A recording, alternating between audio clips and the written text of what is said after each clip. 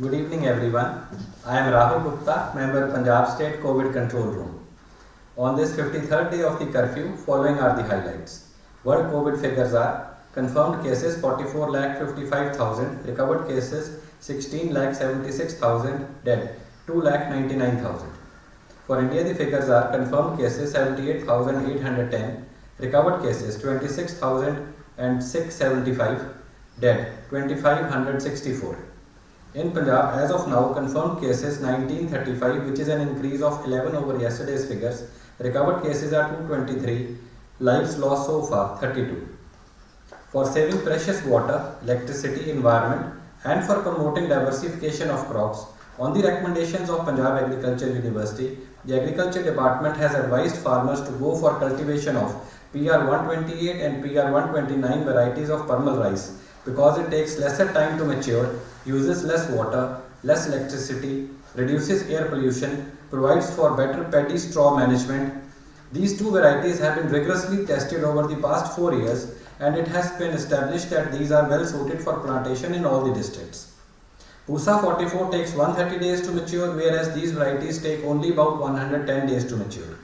The rice milling industry too has given its go-ahead to these varieties, as these varieties also give 67% rice recovery, and the other quality parameters are also comparable and acceptable.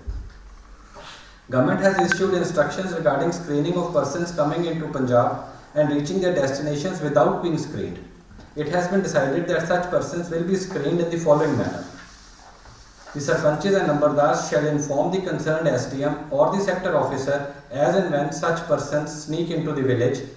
In case of municipal corporations and councils, the municipal councillors and executive officers will inform the concerned SDM or the sector officer.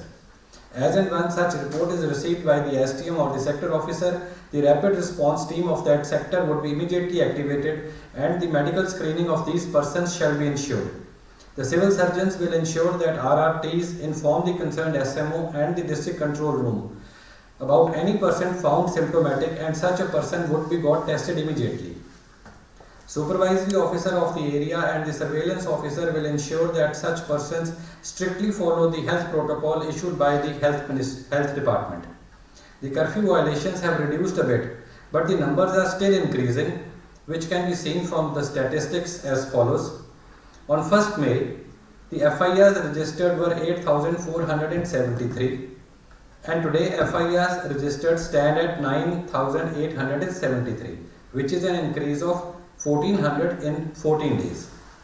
On 1st May, arrests made were 12,162, but today total arrests made stand at 13,925, which is an increase of 1,763 arrests in 14 days.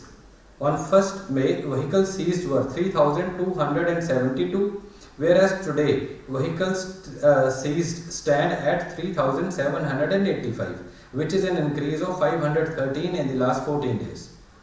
All are requested to follow government guidelines on COVID-19 for their own safety and for the safety of others, and stay home as far as possible.